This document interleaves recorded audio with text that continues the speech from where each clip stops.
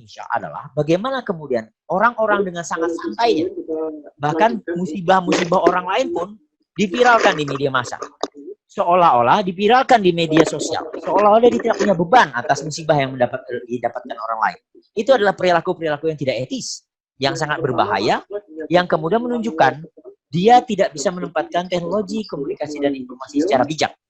Jadi, bagaimana kita melihat etika sebenarnya adalah beranjak dari kelompok dan perspektif distopian ini tadi.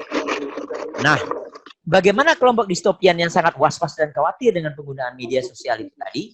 Ada seorang profesor dari Amerika, namanya Jaron Lanier, yang sangat-sangat khawatir dengan media sosial ini tadi. Dia mengatakan bahwa ada 10 argumen yang membuat seharusnya kita itu menghapus akun media sosial kita sekarang juga. Jadi 10-nya itu adalah hilangnya kehendak bebas, munculnya kegilaan, munculnya sosok jahat di media sosial, rusaknya kebenaran, menguapnya makna, lalu kemudian hilangnya empati di media sosial, dan semakin kita terjebak pada media sosial, kebahagiaan kita menjadi berkurang. Ada distorsi martabat ekonomi, nanti kita bisa diskusi tentang ini. Dan yang lebih berat katanya, demokrasi politik itu tidak mungkin terjadi di media sosial. Lalu yang paling besar yang menjadi masalah di media sosial adalah konflik kejiwaan yang selalu terjadi dan gampang sekali terpantik di media sosial. Itu adalah bagaimana orang-orang distopian melihat media sosial. Dan ketika kita berbicara etika, maka kaum distopian ini yang paling luar biasa mengingatkan kita. Bagaimana proses bermedia sosial yang membuat kemudian kita mudah melanggar etika? Karena di media sosial hari ini kita mengungkapkan sama kuatnya antara komunikasi verbal dan komunikasi nonverbal. Ada kalimat-kalimat kita yang sifatnya menuduh, menyindir, memerintah, mencela, yang kita sampaikan secara santai di status kita. Yang kita sampaikan ketika kita meretweet di Twitter. Lalu ada emotikon-emotikon yang kita mainkan sebagai bentuk komunikasi nonverbal, menjulurkan lidah dan lain sebagainya. Kemudian mungkin dia dia meludah seperti itu. Ikonik-ikonik yang kita munculkan, emotikon-emotikon yang kita munculkan, dan itu tidak pernah netral. Dia memiliki makna luar biasa di sana. Jadi yang ingin saya sampaikan sebenarnya adalah ketika saya mengatakan bahwa proses komunikasi sosial itu termediasi melalui media sosial, sebenarnya ada terjadi proses persepsi yang luar biasa pada diri kita terkait dengan fakta dan realitas. Jadi model komunikasi yang disampaikan oleh George Gardner ini tetap relevan hingga hari ini. Jadi Bapak Ibu semua, ada sebuah peristiwa. Di dalam model ini kita sebut dengan E itu tadi.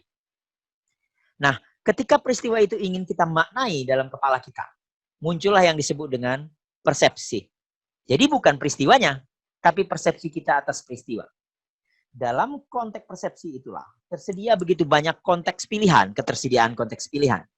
Jadi kita bisa memaknai peristiwa itu secara negatif, bisa memaknai peristiwa itu secara positif, bisa memaknai secara sangat-sangat bijak, atau sangat memalukan tentu saja. Jadi dalam konteks demikian maka kita lalu kemudian merespon peristiwa itu. Biasalah umpamanya PLN mati. Alih-alih kita kemudian menelpon PLN dan kemudian menelpon PLN untuk tahu mengapa listrik mati, kita mengunggah status di media sosial. Menyumpah-nyumpah dan marah-marah dengan PLN. Mungkin saja kalau ucapan kita marah-marah itu cuma kepada korporat, itu tidak masalah.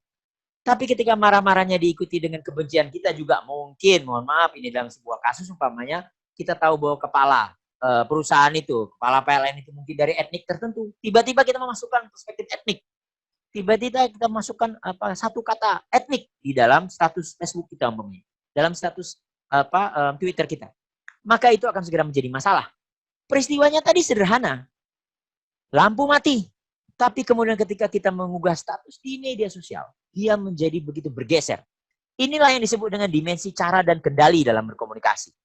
Jadi, cara dan kendali ini penting untuk kita diskusikan nanti.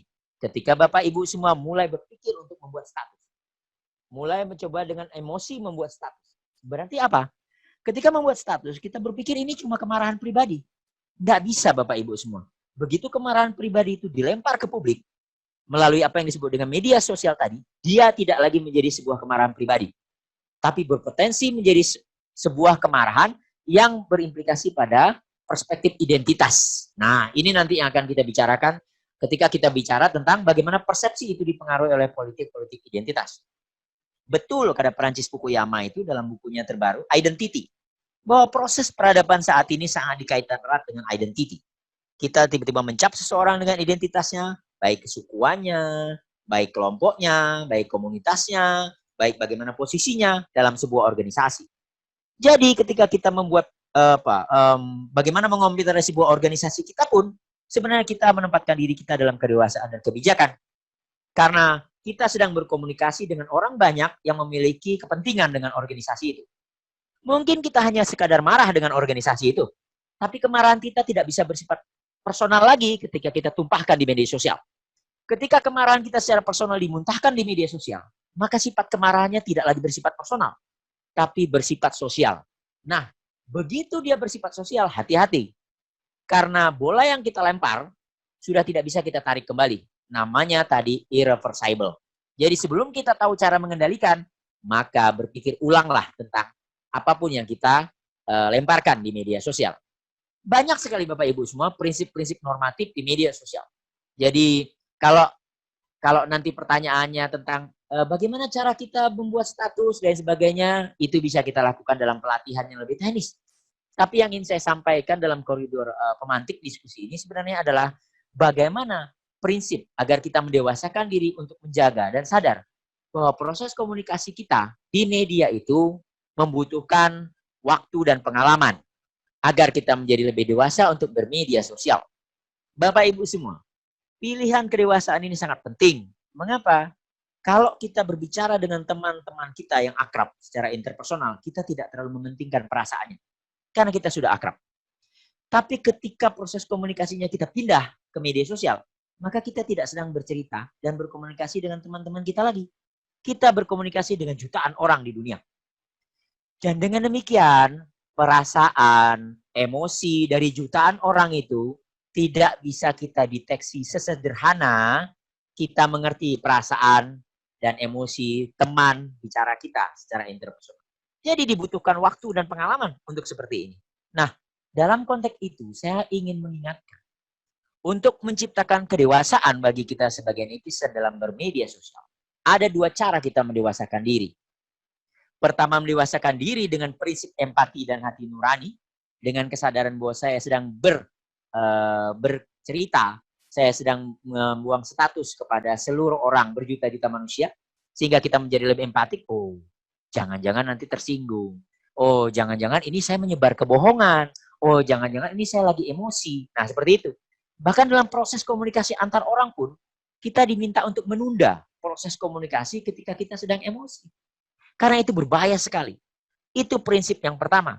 Pilihannya adalah apakah kita didewasakan dengan prinsip empati dan hati nurani, atau yang kedua, kita didewasakan dengan paksa melalui pengalaman hukum dan jeruji besi. Nah, yang kedua ini yang akan dibahas lebih banyak oleh pemateri-pemateri berikutnya. Bagaimana kemudian perspektif hukum dan jeruji besi kadang-kadang bisa membuat orang dewasa ketika dia bermedia sosial. Banyak contoh-contohnya Bapak Ibu semua. Para selebriti yang kemudian masuk penjara dan kemudian baru sadar, oh ternyata saya bisa masuk penjara karena Twitter saya. Lalu kemudian setelah dia keluar dari penjara, mati-matian dan menghindari media sosial tersebut. Jadi pengalaman-pengalaman ini tidak perlu datang secara disesali. Kita bisa menghalanginya dan mengendalikannya dengan mendewasakan diri melalui prinsip empati dan hati nurani. Masih banyak koridor-koridor komunikasi yang tidak harus di media sosial. Apalagi dalam sebuah organisasi yang sudah memiliki rancangan ADART dan lain sebagainya yang sudah mengatur koridor komunikasi tersebut. Jadi dalam konteks ini mari memilih secara dewasa bagaimana cara kita berkomunikasi di media sosial dengan membuatnya sadar bahwa itu adalah komunikasi interpersonal yang termediasi. Karena dia komunikasi interpersonal yang spontan dan sangat-sangat tiba-tiba, maka mari kita hati-hati untuk melakukan proses komunikasi di media sosial tersebut agar kita menjadi dewasa, tidak masuk dalam proses dewasa yang kedua. Itu saja mungkin Pak Rizal, terima kasih. Mohon maaf atas mungkin kekurangan dan terlalu cepat. Terima kasih.